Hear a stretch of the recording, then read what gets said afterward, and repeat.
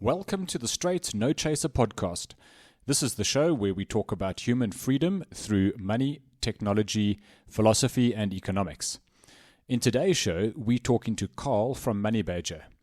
In case you have missed it, Money Badger has enabled over 600,000 stores in South Africa to accept Bitcoin payments. This goes from small corner coffee shops all the way through to national and international retailers such as Pick n Pay, Checkers, and other big retail chains as well. South Africa must honestly be at the forefront of Bitcoin payments.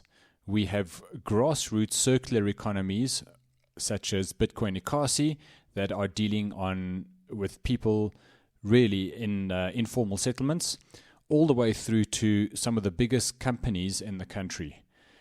It is truly an amazing time in South Africa. Many people talk about Bitcoin, not so many people actually do something about Bitcoin. And this is a fantastic chance to talk to some people that are really doing amazing things.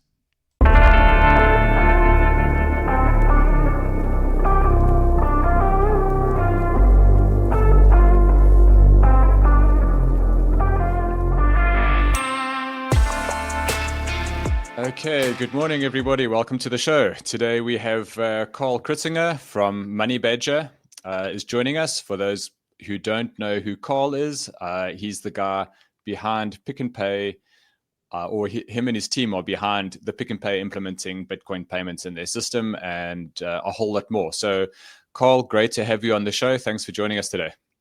Thanks, Gavin. Nice to be here. Appreciate the invitation.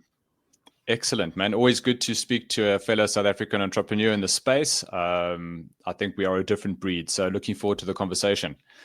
Carl, before we get into sort of the nitty-gritties and current affairs and that, for listeners that aren't that familiar with your backstory, why don't you just tell us a bit about yourself? You know, where were you born and bred, and you know, how did you end up where you are today? I was born in South Africa, and I've stuck here. Despite the odds.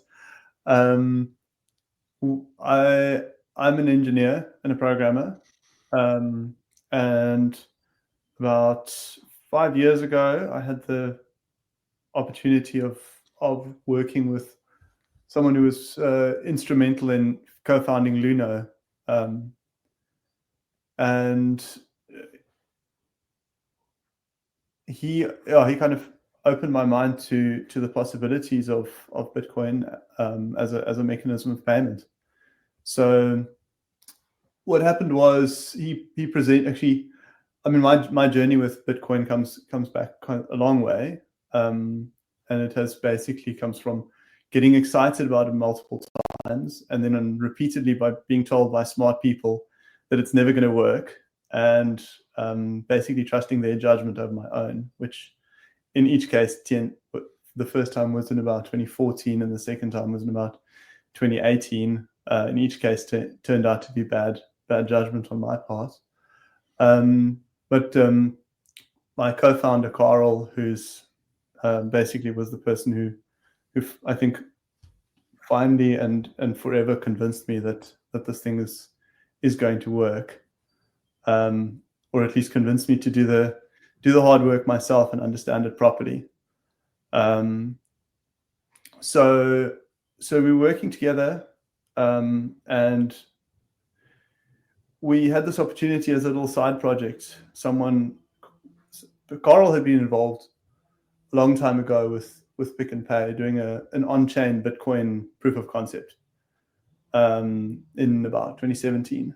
And I'm sure you can imagine how well that worked. I mean, it worked technically, but it was really expensive, and there was some, slow. So kind of it never made it past the proof of concept stage. And so Carl convinced still knew some of the Pick n Pay guys, and he'd, after kind of opening my mind about the possibilities of Lightning, I think he did the same to them. And so it started off as very much a little technical experiment to see can this thing even be done.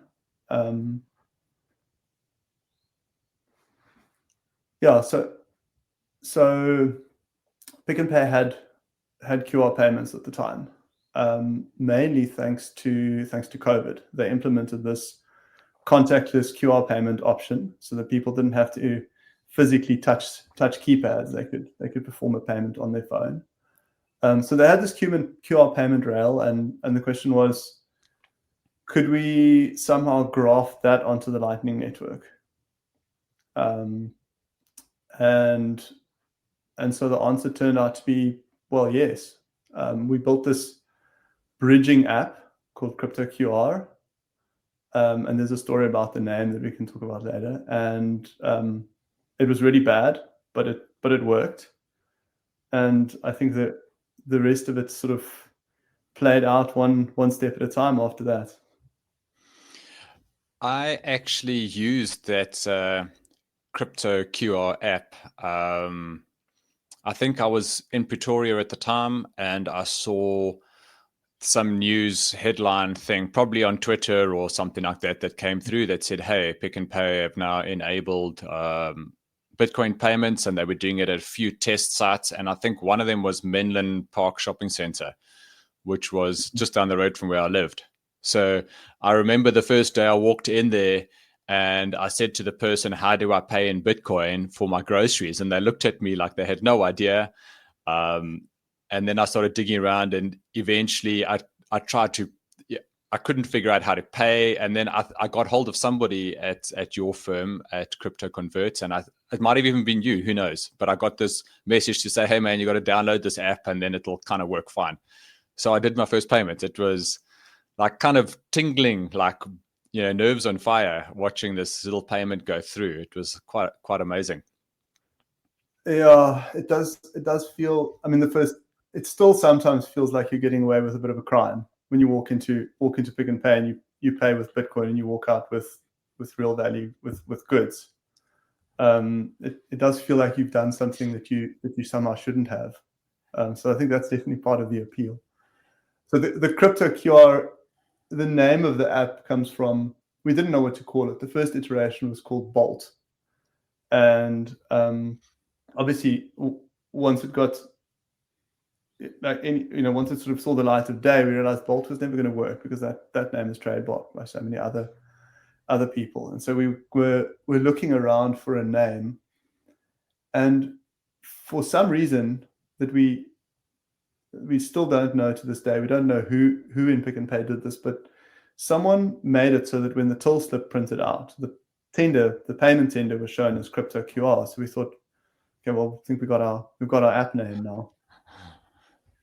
Yeah. I mean, the app was a good means to an end at the time. It's still around, and it still actually serves a purpose for a large variety. I mean, this is the thing about Lightning, right? Is there's such an enormous ecosystem of different wallets and different and some of the wallets, Blink, Aqua, the Breeze wallets, Albi, they've integrated our scanner directly. So it's really nice now. You walk in and you scan the Pick n Pay QR code with that scanner directly. For the rest of the wallets, you can still use the bridging app. Hasn't seen an update for an embarrassingly long time now. Yeah. Yeah, that integration is amazing. So I've used, when I came back to South Africa recently, I immediately spun up a Blink wallet and went running off to Pick n Pay, and it was so cool. It just, I didn't have to open up the separate app and then scan and then, connect my wallet or whatever I had to do. So it's certainly like massively improved the user experience, just cutting out that one middle step and having it programmed in there. So that is awesome to see, and I'm glad people are tying that in, especially in South Africa, to just make that user experience easier. I mean, none of those companies are head officed in SA, as far as I know. Those wallets, guys. No, I think it's it's indicative of maybe just what a big leap Pick n Pay took, and just how forward thinking they were with enabling this. I mean, this thing started as a little proof of concept. Can you do it technically? Then they said, okay, sure, we can launch it in 4 stores. So we launched 4 stores initially, and the one was Stellenbosch, another one was Sedgefield, and the other one was Mossel Bay, and the last one was their on-campus store in Cape Town. And so we ran it with these 4 stores for a while, and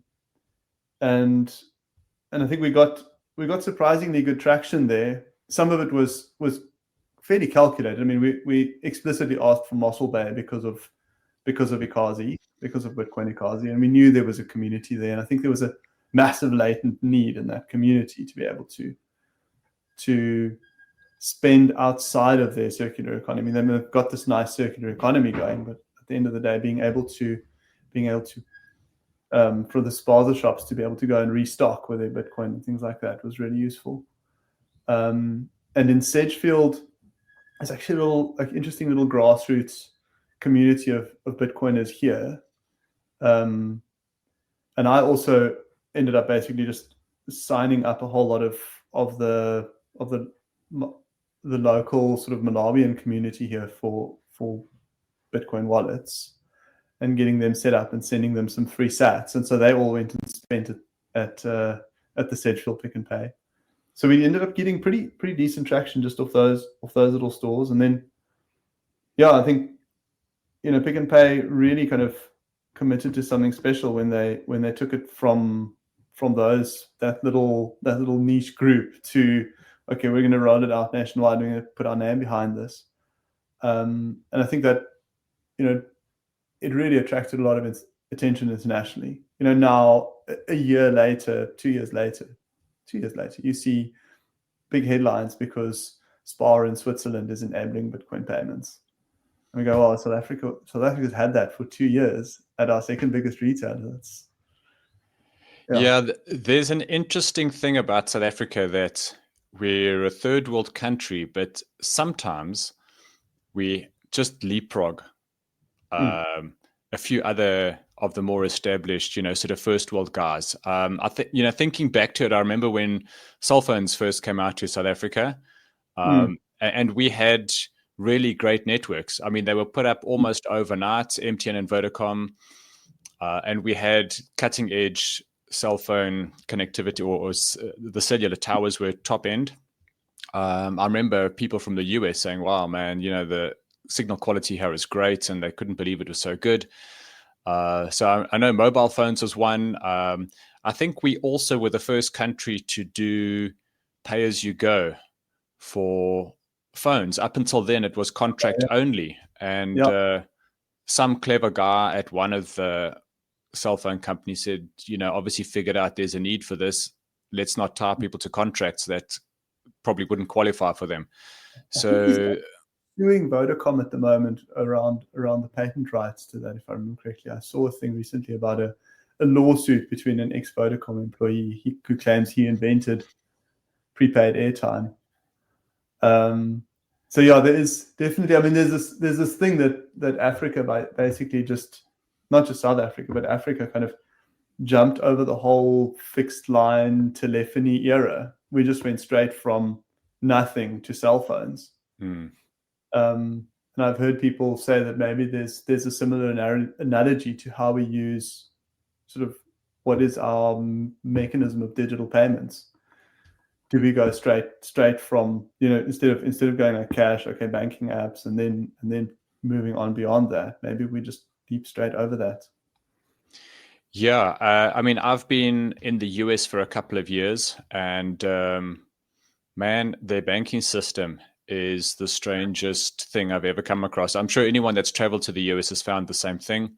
But I just actually cannot understand how it's evolved the way it has. And they do seem to focus on completely the wrong thing. Like a great example is I've got my local bank credit card loaded on my mobile phone, Apple Pay. So I go to tap and it gets declined. So I have to pull out my physical card and use my card for the transaction. And this happens 2 or 3 times. Then eventually I get a call from the bank to say, hey, they're just doing a fraud check, make sure that it is in fact me, and there's no issues. And what they don't seem to realize is for me to unlock the app on my phone to pay, it's a face lock, fingerprint, there's security around that, but they're declining that, and they're letting a physical card payment go through. But in the US, there's no PIN number on any of your credit cards. So if I lose my credit card, anybody can do anything with it, but I can't pay on tap to pay. And I think maybe credit cards have been around for a long time. So they think, oh, well, we know how to deal with credit cards, but this tap to pay thing is brand new. What are all the risks? How do we shut it down so it can't be abused? So there's this like strange disconnect. And I think you're right. South Africa has leapfrogged a lot of that stuff. It's amazing to see that. There's this, a friend of mine's a biologist, and he did a lot of research into what they call the range edge hypothesis, which is this idea that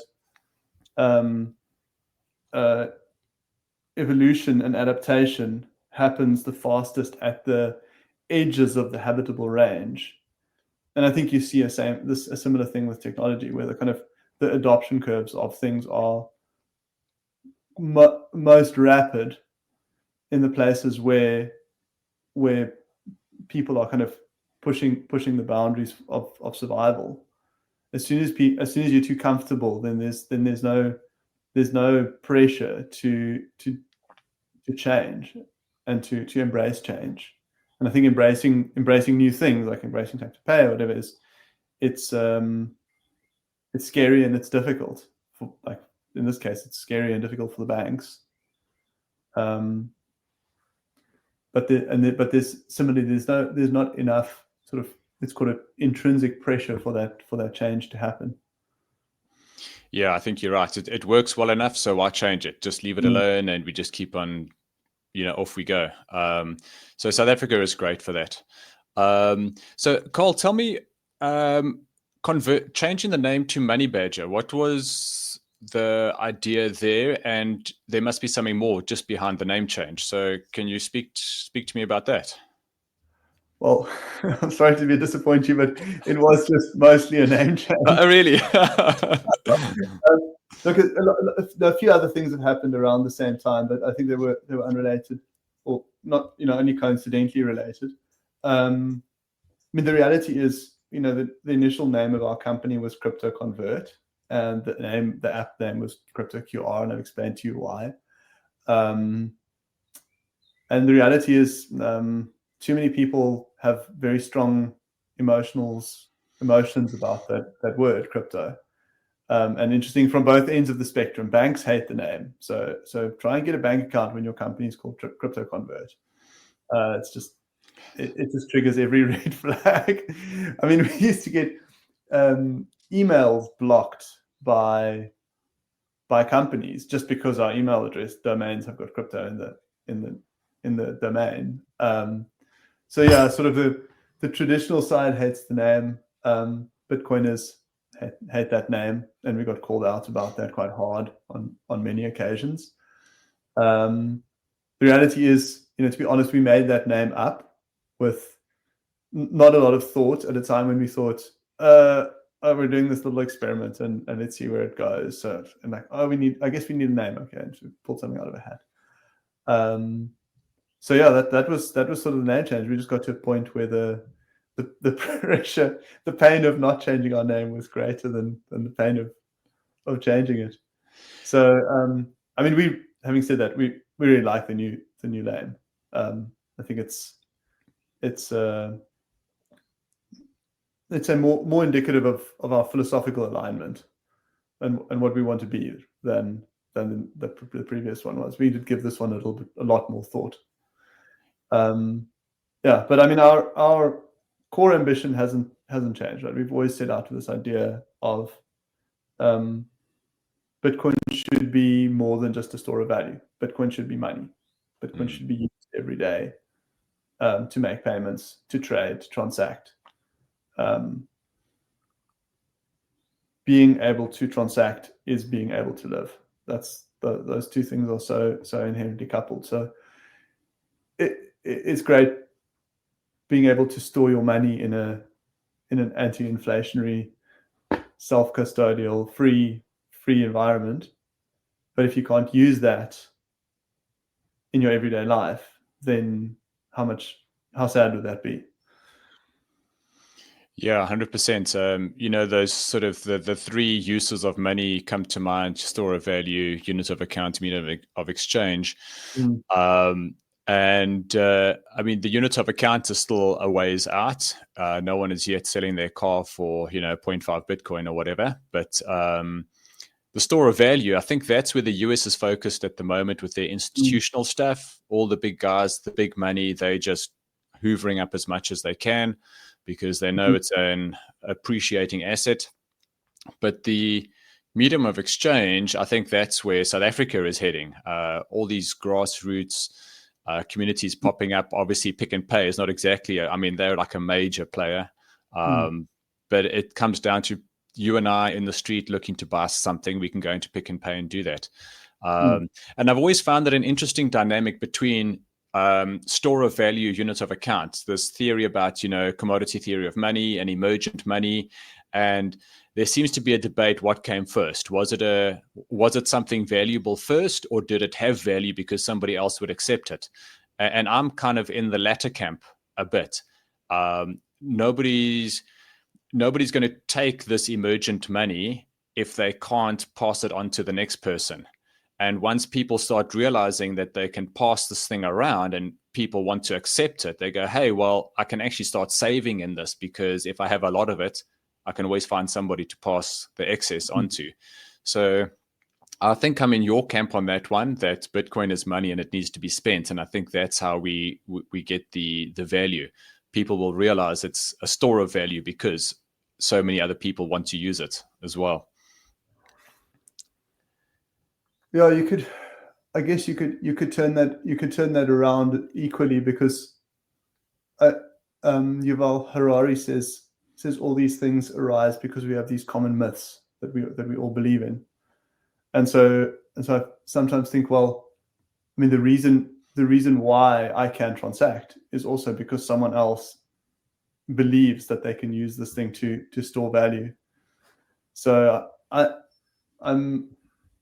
haven't made up my mind as to which side of that debate I want to jump into. But yeah, I mean, you talked, again, I think South Africa is pushing very hard on the transaction side. We're doing great leaps there. As you said, in the US, institutional adoption is focused very much around it as an appreciating asset. But I think for the majority of Africans, that's the problem that they have, is not how to store their money, but how to get rid, I think, of cash. We don't have a nice alternative to cash here that's commonly accepted, and I think people, yeah. So something you mentioned about the crypto name in your previous app, Crypto Convert, and getting some flack for that.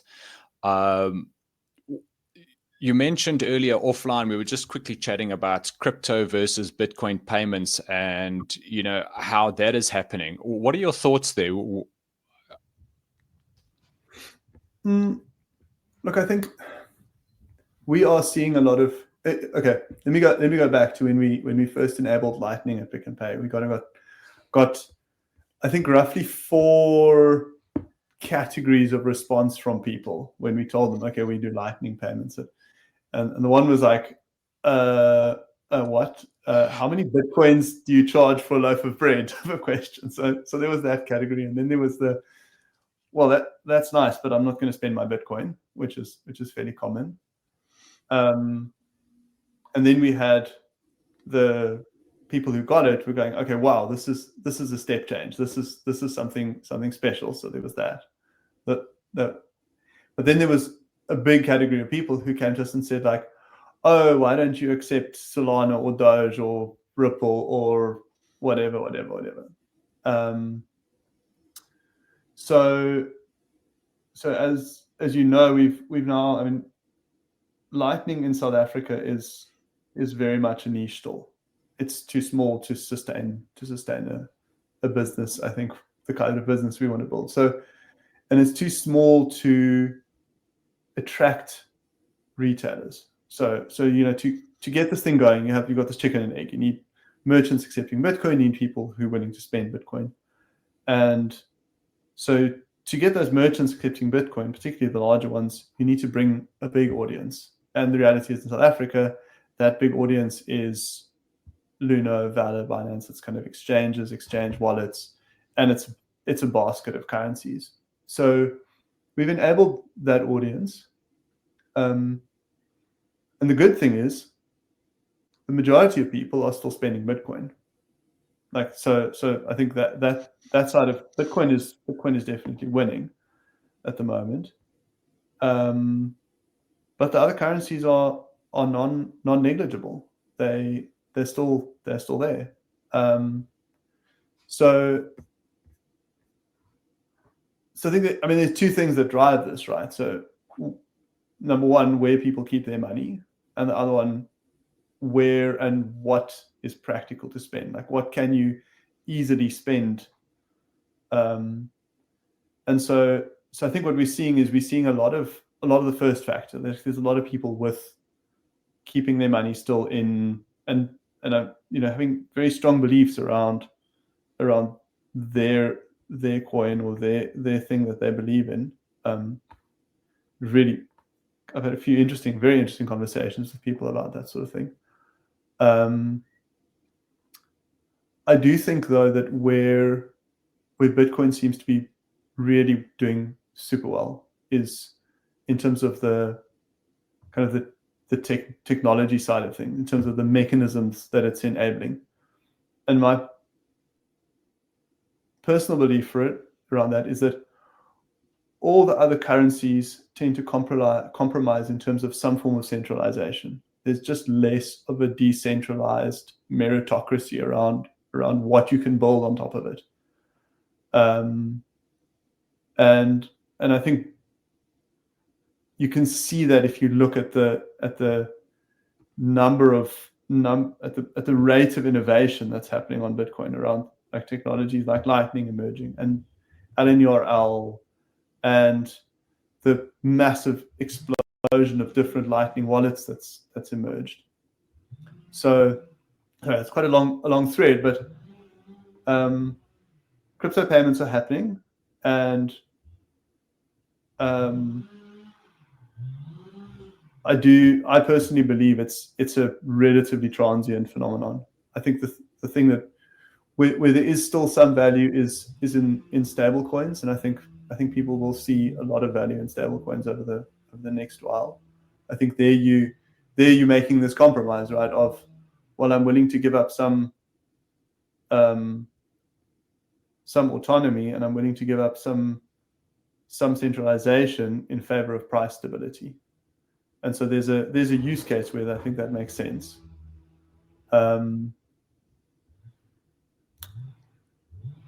But yeah, I like the rate of change in technology is difficult to compare. I mean, like, you can't compare the rate of innovation in the Bitcoin ecosystem versus almost any other. Yeah, that is, you said so much there, and we could probably talk for hours just on that. But, I recently saw a tweet from Vitalik talking about, if he said the beauty about Bitcoin is in its simplicity, and they need to bring more of that to Ethereum.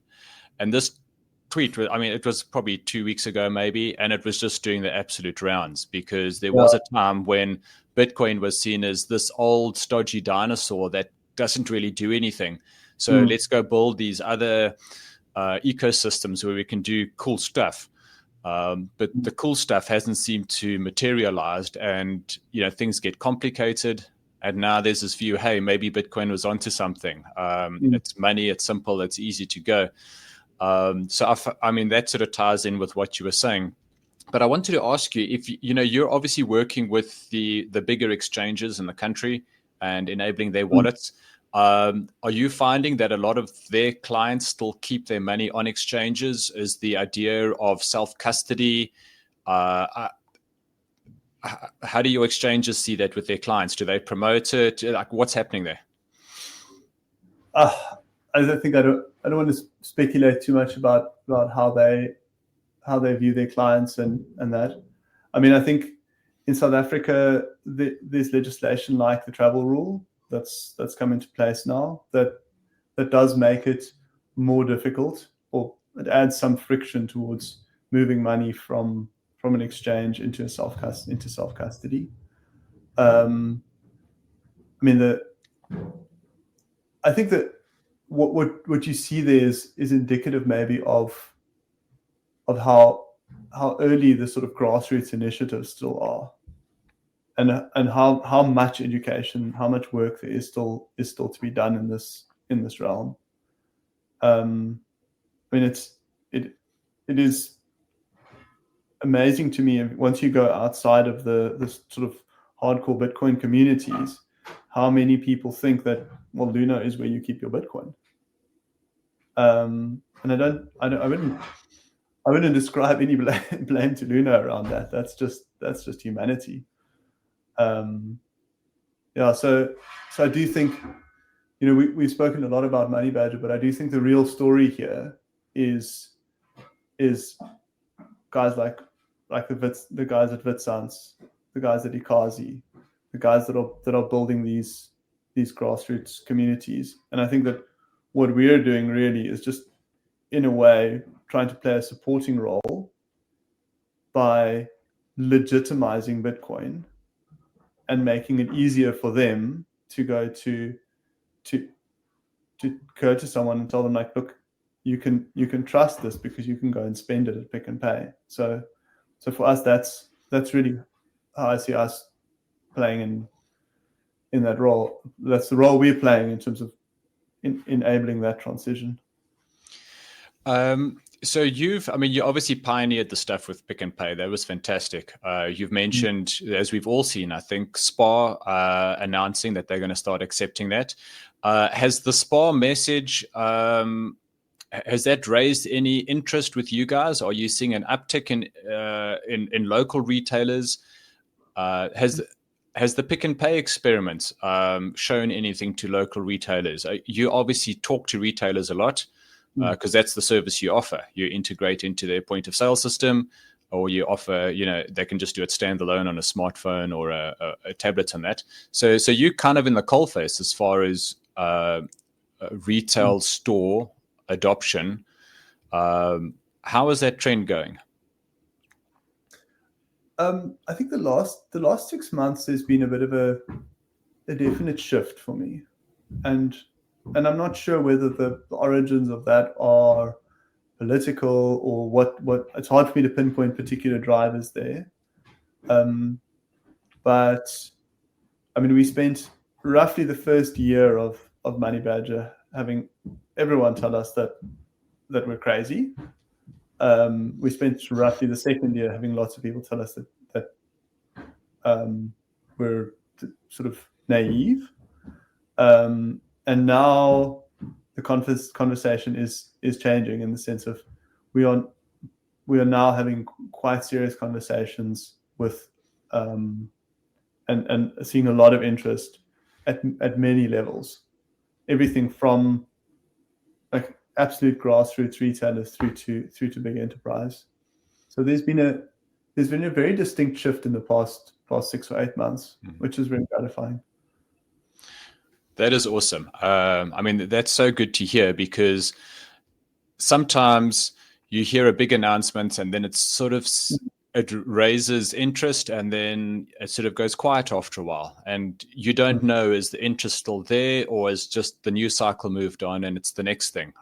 Here in the US, there's a national franchise restaurant called Steak and Shake. And they've just enabled Bitcoin payments, and they've done a great job. It's integrated into their point of sale. So you just stand there and you tap the screen, place your order, and they have a pay with Bitcoin button. And that has made such a wave in the local Bitcoin community here in Atlanta. And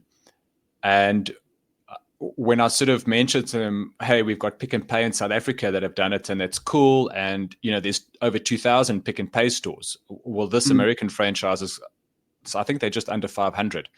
So, but the level of interest here is like amazing. People are loving this. One guy said he's going to fly anywhere as long as he can land and get a Steak and Shake. That's how excited they are to spend their Bitcoin. And I've always believed that you have two stacks. One is your saving stack, and the other one is your spending stack. The money that you would have spent at Pick and Pay buying your groceries anyway, had you swiped your card. Well, now you just buy some Bitcoin and you go and spend that. So I'm in. We spoke earlier about store of value or medium of exchange. I do both, chicken or egg. I just take care of both of those areas, and I think that's a great way to see it. Carl, in terms of missed opportunities, is there something you think showed great promise and has faded that you wish was still around?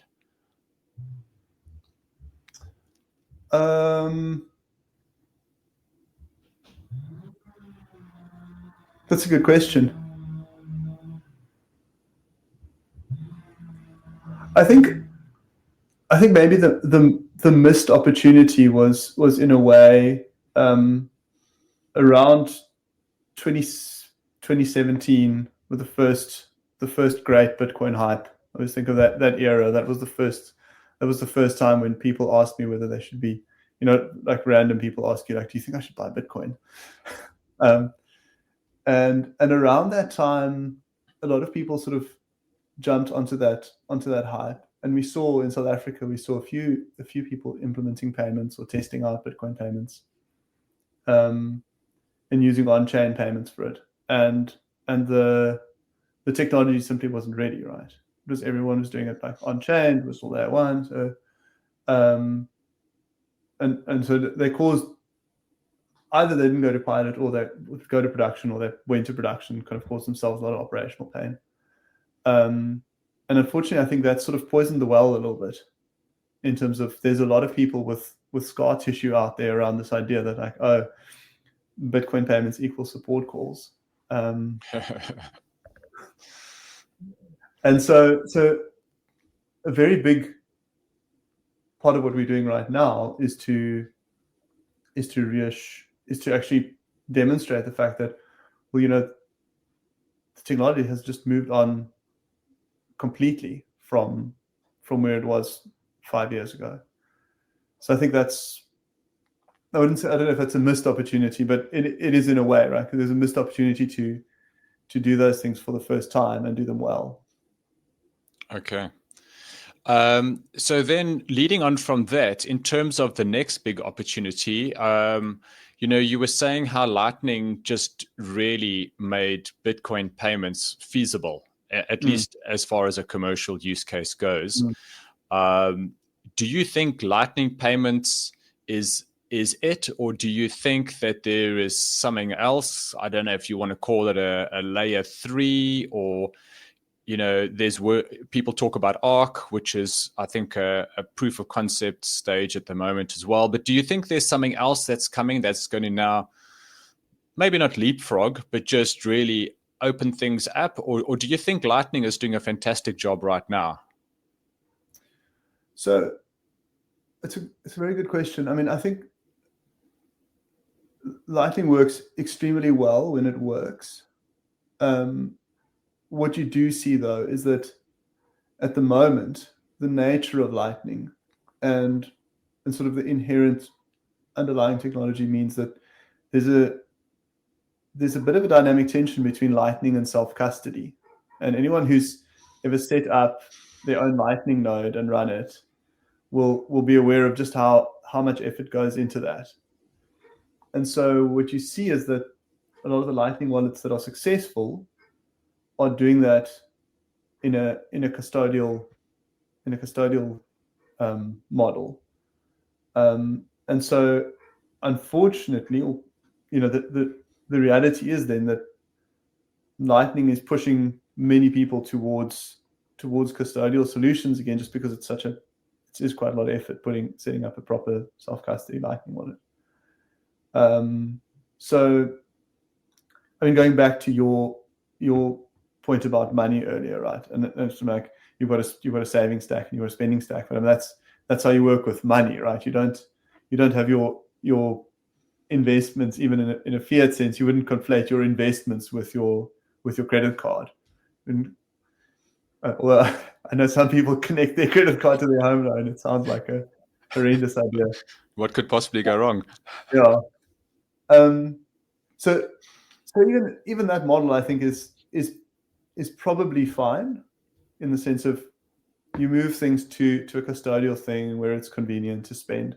But I personally would love to see someone come up with a solution to that particular problem. I think that will be a big change for the community, like an easy to onboard self custody solution that's also easy to spend from.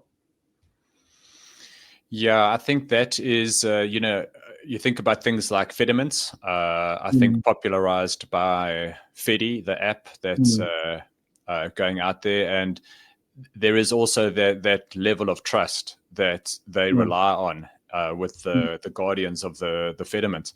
And I kind of do understand the rationale there is almost based on your rural community collective bank or stokvel or whatever the case may be. So it seems to work, and it works well in places that are using it. But I suppose you are now trusting again, and that whole Bitcoin, don't trust, verify. Is still strong. So I suppose the ultimate would be when you can get these convenient solutions at full custody yourself. How we get there, I suppose, is still going to take a lot of thinking. In terms of updates to Bitcoin itself, there's always these Bitcoin improvement proposals, covenants and CTV and all these things. As someone who is working with the existing stack that we have at the moment, how do you feel about changes to the Bitcoin protocol and how that would affect your products that you've built within the existing rules, if the rules change? Or do you see it as not the rules changing, but maybe just an add-on, or do you feel it's like a rule change now? Yeah, I think I'd be wary to use the word Bitcoin and rules in the same sentence, right? Because ultimately there's no one making, and that's what I love about this thing, is no one's making the rules. I mean, you do have, in the reality, you do have guys like Bitcoin Core that probably have disproportional influence in the community, but ultimately they only have that influence because the community, it allows them to do so. So I think that is both, that to me is Bitcoin's greatest strength, is the fact that it can just evolve, and it can evolve in multiple competing directions at the same time, and the best solution will typically win out. I mean, it's happened multiple times in the past. And I think it will continue to happen. It mimics evolution, right? Yeah, so, and I think yeah. Sorry, I interrupted you there. Go for it. No, so for me, it's this is the way it should be, and maybe, I mean, if it seems implausible that Bitcoin will evolve in a direction that makes it difficult for us, or makes us obsolete. I mean, certainly, things like ordinals pop up, and like on-chain activity gets really expensive, and that does have some downstream impact on us. But I think there's not many things that will hurt us a lot. And I'm just sort of really interested to see where this thing goes. But and frankly, if that happens and something makes us completely obsolete, then as far as I'm concerned, well, probably our job is done then. Yeah, I mean, that's a great way to see it. I mean, I think you mentioned earlier about this organic, the activity in organisms happens in the fringe cases, and I mean, Bitcoin is really a fringe case right now, and Lightning probably more so, and retail adoption even further out on the edge. And So, I mean, it's an exciting space, exciting times, and things are changing quite rapidly. And coming back to the tension between, and when I said rules earlier, I just meant within the guidelines of the protocol at the moment, how the code is written. It's either valid transaction or it's not. But we see something like the op return debate going on at the moment about, and that's affecting Bitcoin Core, as you said earlier. They're quite successful because what they're doing, most people seem to like. And now there's some people are saying, well, I don't quite like what you're doing. And the great thing is they have an alternative. They can just use a different client and off they go. So that is amazing. I don't really think there's much else I can think of where you have that level of use it, don't use it, but you can continue to operate without taking on anything else that someone's trying to, not saying that they're forcing it down, but someone thinks this is a good idea and you disagree, and it's not going to affect you to not implement their idea. I think it's super cool. Carl, the one question I always want to ask everybody is their aha moments, and I do try and do that at the beginning, but I felt we've covered so much right now. It's almost a wasted question, but I still wanted to ask it because you mentioned you had a 2014, looked at Bitcoin, and some smart guy said no, and then 2017 or 2018 again. So you've obviously looked at it. You had made up, or you were deciding. Someone convinced you otherwise, rightly or wrongly. And what finally flicked the switch in your mind? I can thank Carl for that, my partner. He gave a little Pecha Kusha presentation that I watched about, where he showed how you can use Bitcoin to buy coffee now. And I mean, I think that goes back to you read the Bitcoin white paper for the first time. You go, oh, this is an electronic peer-to-peer cash, and you think that's fantastic. But ultimately, I'm more interested in transacting than in storing. As the thing that I want to drive. So when we got to the point where everyone was just storing Bitcoin, I thought this is the most successful failure in history because of $1 trillion market cap or whatever, but no one's doing what it says on the box. And then Carl said, well, actually, guess what? It's evolved. And so that for me was probably the aha moment. It's like, okay, it has kind of gone full circle back to what it was designed to do initially. Yeah, that's amazing. And you echo what so many people I've spoken to have said, and it's always some combination of seeing their very first Bitcoin transaction or seeing it in action. It's one thing to read something; it's something else to see it, play with it. It actually works, and then suddenly that light bulb moment goes on. Cole, we are sort of up on time at the moment. How do people stay in touch with you, your company, Money Badger? Where do they stay up to date with what you guys are doing? Twitter is probably the best place. We're Money Badger ZA. Cool. Have you got anything on Nostr at all? I know it's not as popular as Twitter, but is that you don't have a presence there? No, not really. Okay, so Twitter is the place to see you and hear what you guys are up to. Yeah. Awesome, man. Carl, thank you for your time. This has been great. I loved hearing the story, and I'm really interested in where you think things are going. And thanks to all the work you guys do. I mean, the Pick and Pay thing it still puts a smile on my face every time I walk into a Pick and Pay store, and that's thanks to you guys. Thanks, Gavin. It's glad to hear people are using it. It is awesome. Thank you, man. Have a great day, and I look forward to seeing you again soon.